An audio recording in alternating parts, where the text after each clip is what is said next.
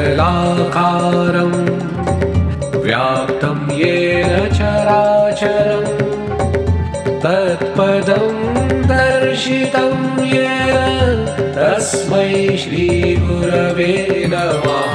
गुरवे नमः, गुरवे नमः, गुरवे नमः। अज्ञानतिमिरान्धस्य ज्ञानाञ्जनशलाकया चक्षुरुन्मीलितं येन तस्मै श्रीगुरवे नमः। गुरवे नमः, गुरवे नमः, गुरवे नमः। गुरुर्ब्रह्मा गुरुर्विष्णु गुरुर्देवो महेश्वरः गुरुर्देव परं ब्रह्म तस्मै श्रीगुरवे नमः। गुरवे नमः, गुरवे नमः, गुरवे नमः।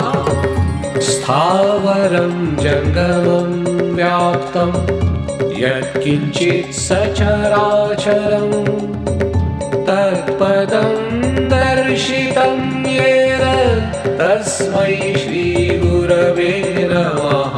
गुरवे नमः, गुरवे नमः, गुरवे नमः। चिन्मयं व्यापी यत्सर्वं त्रैलोक्यं सचराचरं तत्पदं दर्शितं येन तस्मै श्रीगुरवे नमः। गुरवे नमः, गुरवे नमः, गुरवे नमः। सर्वश्रुतिशिरोरत्न विराजितपदाम्बुजः वेदान्ताम्बुजसूर्यो यः तस्मै श्रीगुरवे नमः। गुरवे नमः, गुरवे नमः, गुरवे नमः। चैतन्यः शाश्वतः शान्तः व्योमातीतो निरञ्जनः बिन्दुनादकलातीतः तस्मै श्रीगुरवे नमः। ज्ञानशक्तिसमारूढः तत्त्वमालाविभूषितः भुक्तिमुक्तिप्रदाता च तस्मै श्रीगुरवे नमः। गुरवे नमः, गुरवे नमः, गुरवे नमः। अनेकजन्मसम्प्राप्त कर्मबन्धविदाहिने आत्मज्ञानप्रदानेन तस्मै श्रीगुरवे नमः। गुरवे नमः, गुरवे नमः, गुरवे नमः।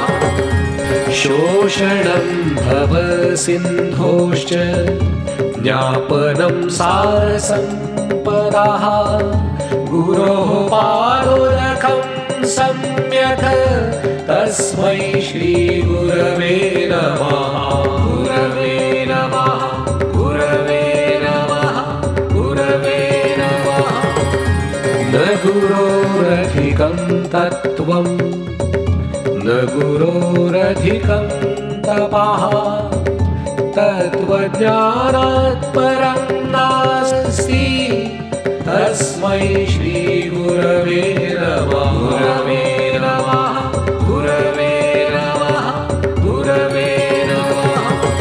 मन्नाथः श्रीजगन्नाथ मद्गुरुः श्रीजगद्गुरुः मदात्मा सर्वभूतात्मा तस्मै श्रीगुरवे नमः।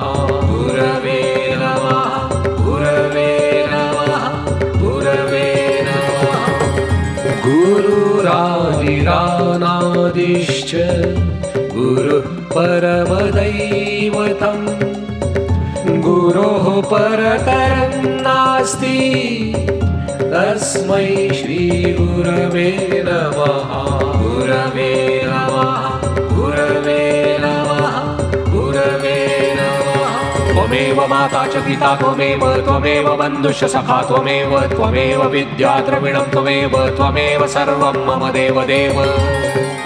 इति श्री गुरुस्तोत्रं सम्पूर्णम्।